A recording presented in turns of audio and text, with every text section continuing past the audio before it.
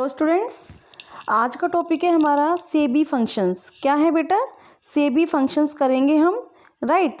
SEBI functions करने से पहले बेटा हम इसका ऑब्जेक्टिव्स करेंगे, राइट। ऑब्जेक्टिव्स ऐसे कौन से ऑब्जेक्टिव्स हैं जिनको फुलफिल करने के लिए security and exchange board of India को स्टैब्लिश किया गया, यानी कि सेबी को स्टैब्लिश किया गया। बेटा ये सेबी की फुल फॉर्म होती है securities and exchange board of India, right. तो ये मिनिस्ट्री ऑफ फाइनेंस जो है हमारी गवर्नमेंट की, जो फाइनेंस मिनिस्ट्री है बेटा, ठीक है, उसने पूरा ओवरऑल कॉन्ट्रैक्ट ये कंट्रोल ले लिया था कैपिटल मार्केट की फंक्शनिंग पर। और बेटा एक ऑर्डिनेंस आया था 1992 में, राइट। और उस ऑर्डिनेंस के पास होते ही फिर एक सेपरेट एक्ट जो है इसको बना दिया गया। सेपरेट एक्ट किस नाम से बना बेटा? ये 1992 के नाम से, securities and exchange board of India act 1992। और बेटा इसका जो हेड ऑफिस है, हेड ऑफिस कहाँ पर है इसका? मुंबई में है इसका हेड ऑफिस। ओके बेटा, अब देखते हैं कि ऐसे कौन से रीज़न हैं जिनकी वजह से सेबी को स्टैब्लिश किया गया, ठीक है। तो बेटा ऐसे कैपिटल मार्केट में काफ़ी सारी मैल प्रैक्टिसेस स्टार्ट थी, राइट। मैल प्रैक्टिसेस स्टार्ट थी जहाँ पर अनफेयर ट्रेड प्रैक्टिसेस थी। मैल प्रैक्टिस मतलब अनफेयर ट्रेड प्रैक्टिसेस स्टार्ट थी, जिनकी वजह से जो है सेबी को स्टैब्लिश किया गया। ओके बेटा, तो यहाँ पर जो रीज़न है मैल प्रैक्टिसेस के, इनको हम देख लेते हैं, कुछ एग्जांपल्स देख लेते हैं, ठीक है। ऐसे कौन कौन से एग्जांपल्स होते हैं मैल प्रैक्टिसेस के? जैसे कि फर्स्ट है अनऑफिशियल प्राइवेट प्लेसमेंट। पता है ना बेटा, अनऑफिशियल प्राइवेट प्लेसमेंट जो न्यू इशू मार्केट में हम जब फर्स्ट टाइम शेयर्स इशू करते हैं तो एक प्राइवेट प्लेसमेंट जो है एक मेथड है, उसको अनऑफिशियली इशू कर देना। बेटा एक प्राइस रिगिंग भी अनफेयर ट्रेड प्रैक्टिसेस है, मैल प्रैक्टिसेस है, जो कैपिटल मार्केट में मींस स्टॉक मार्केट में ये यूज़ होता है। प्राइस रिगिंग क्या होता है बेटा? प्राइस रिगिंग होता है अगर हमें मान लो शेयर्स के प्राइस नीचे जो हैं कम लेकर आने हैं मार्केट के अंदर, और हमारे पास बहुत सारे शेयर्स हैं मार्केट के अंदर, ठीक है, तो हम जैसे ही प्राइस जो है नीचे लेकर आना चाहते हैं तो हम मार्केट में क्या करेंगे? सेल करना शुरू कर देते हैं अपने शेयर्स, ठीक है। या फिर इसका अपोजिट क्या कि अगर सपोज कि हम जो है मार्केट के अंदर अपने शेयर के प्राइस जो इंक्रीज़ करना चाहते हैं और हम क्या करते हैं? उनको ख़रीदना शुरू कर देते हैं, ठीक है। तो यानी कि जब हम शेयर्स परचेज़ करना शुरू करते हैं ज़्यादा क्वांटिटी में, तो फिर उसके प्राइस जो है इंक्रीज़ हो जाते हैं। तो बेटा एक तरह से ये इलीगल प्रैक्टिस है जिसको हम प्राइस रिगिंग के नाम से जानते हैं। ओके, क्या होता है वो? प्राइस रिगिंग होता है, राइट। नेक्स्ट मैल प्रैक्टिसेस है unofficial premium of new issue, right. यानी कि जब हम नया शेयर इशू कर रहे हैं तो उस टाइम पर एक्स्ट्रा अमाउंट यानी कि एक अनऑफिशियल अमाउंट ऑफ प्रीमियम पर हम शेयर्स को रेस करते हैं या इशू करते हैं। एक और एग्जांपल है मैल प्रैक्टिसेस का कि जैसे जो कंपनीज एक्ट के प्रोविजंस हैं उनको हम फॉलो ना करें, means non adherence of provisions of companies act, right बेटा। और नेक्स्ट इसका एग्जांपल है violation of rules and regulations of stock exchange, right. Means जो स्टॉक एक्सचेंज के रूल्स एंड रेगुलेशंस हैं उनको फॉलो नहीं करना, वो भी एक मैल प्रैक्टिसेस का एग्जांपल है। नेक्स्ट एग्जांपल है delay in delivery of shares.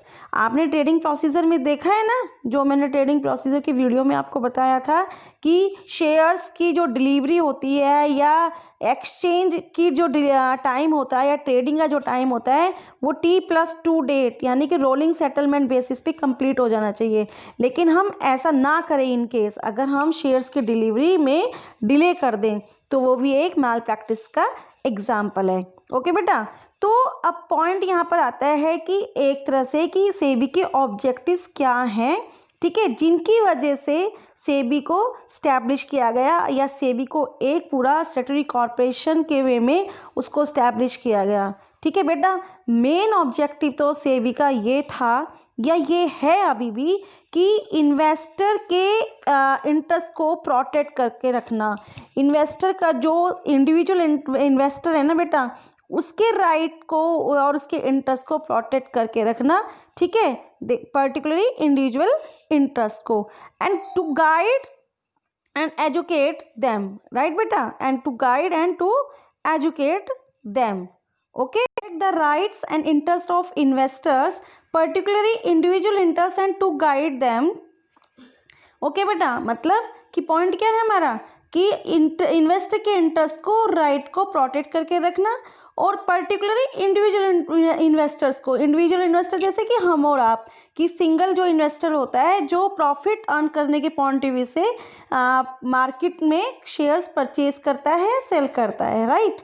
और नेक्स्ट ऑब्जेक्टिव क्या है इसका, नेक्स्ट ऑब्जेक्टिव है to prevent trading malpractices. अभी पढ़े थे ना हमने मैल प्रैक्टिसेस के एग्जांपल्स, राइट। मैल प्रैक्टिसेस जैसे कि प्राइस रिगिंग हो गया, इनसाइडर ट्रेडिंग हो गया, देखो ये नया वर्ड आ गया insider trading, making misleading statements in prospectus etcetera. अभी हमने ऊपर अभी पढ़े थे मैल प्रैक्टिसेस क्या होती हैं। ये आपका जो नया टर्म है ना इनसाइडर ट्रेडिंग, इनसाइडर ट्रेडिंग का मीनिंग क्या होता है, जैसे कि जो कंपनी के टॉप एग्जीक्यूटिव्स होते हैं और उनके पास कोई सेंसिटिव इन्फॉर्मेशन होती है, और ऐसी इन्फॉर्मेशन जो बेटा अभी पब्लिश नहीं हुई है मार्केट में, ठीक है, और वो उस इंफॉर्मेशन का मिसयूज़ करते हैं और अपने रिलेटिव को जो है बोलते हैं कि आप जो है मार्केट से शेयर परचेज कर लीजिए इस कंपनी के, और फिर बाद में जब वो पब्लिक में न्यूज़ आ जाती है तो फिर उसके मार्केट के शेयर वो प्राइस जो है वो इंक्रीज़ हो जाते हैं, फिर वो हायर प्राइस पर प्रॉफिट अर्न करते हुए उनको बेच देते हैं मार्केट में। तो बेटा ये इलीगल एक्टिविटी है, ठीक है। तो यानी कि सेबी का ये ऑब्जेक्टिव ये भी है कि मैल प्रैक्टिसेस को रोकना, अंडरस्टैंड बेटा। अब नेक्स्ट टॉपिक, नेक्स्ट ऑब्जेक्टिव क्या है सेबी का, नेक्स्ट ऑब्जेक्टिव है to regulate stock exchange, right, to regulate stock exchange, stock exchange के लिए रूल्स एंड रेगुलेशंस बनाना, एंड सिक्योरिटी मार्केट के लिए, ठीक है, एंड सिक्योरिटी मार्केट्स और स्टॉक एक्सचेंज के लिए रूल्स रेगुलेशंस बनाना, and to promote their orderly function, मतलब वो प्रॉपर ऑर्डर में फंक्शन करें, उस चीज़ को भी प्रमोट करना। ये एक और ऑब्जेक्टिव है सेबी का। नाउ नेक्स्ट ऑब्जेक्टिव क्या है सेबी का, नेक्स्ट ऑब्जेक्टिव हमारा है to regulate and develop the code of conduct and fair practices. What, to regulate a code of conduct, code of conduct समझते हो बेटा, बिहेवियर के लिए रूल्स और रेगुलेशंस बनाना, ठीक है, and fair practices by intermediaries, जो स्टॉक एक्सचेंज और इन्वेस्टर के बीच में जो ब्रोकर्स होते हैं, जो मर्चेंट बैंकर्स होते हैं, जो जिनको हम इंटरमीडियरीज कहते हैं, उनके लिए एक बिहेवियर सेट करना और उनके लिए एक रेगुलेशन जो है सेट करना, ये इनका ऑब्जेक्टिव है। और ये आपस में जो इंटरमीडियरीज हैं आपस में एक कॉम्पिटिटिव और प्रोफेशनल वे में बिहेव करें एक दूसरे के साथ, इस टाइप का एनवायरनमेंट जो है डेवलप करना और रेगुलेट करना, ये एक सेबी का ऑब्जेक्टिव है बेटा, ओके। अब एक लास्ट ऑब्जेक्टिव और है सेबी का, वो देख लेते हैं कौन सा ऑब्जेक्टिव है, to provide a marketplace in which the issuer can raise finance in an easy, fair and efficient manner, means to provide a market place, एक ऐसा मार्केट प्लेस प्रोवाइड करना जहाँ पर इशूअर कौन, company, finance easily, Fairlie, efficient manner में अपना finance वो raise कर सके। फाइनेंस रेज करने का मतलब क्या हुआ कि वो कैपिटल मार्केट में अपने शेयर्स के फॉर्म में या डिबेंचर्स के फॉर्म में फाइनेंस इजीली रेज कर सकें, इस टाइप का मार्केट प्लेस प्रोवाइड करना बेटा ये सेबी के फंक्शंस हैं, ओके। तो आई होप आपको ये सेबी के ऑब्जेक्टिव्स जो हैं समझ में आ गए होंगे, और अब नेक्स्ट वीडियो में इस सेबी फंक्शन के पार्ट 2 में मैं आपको सेबी के फंक्शंस कराऊंगी। Thank you for watching my video.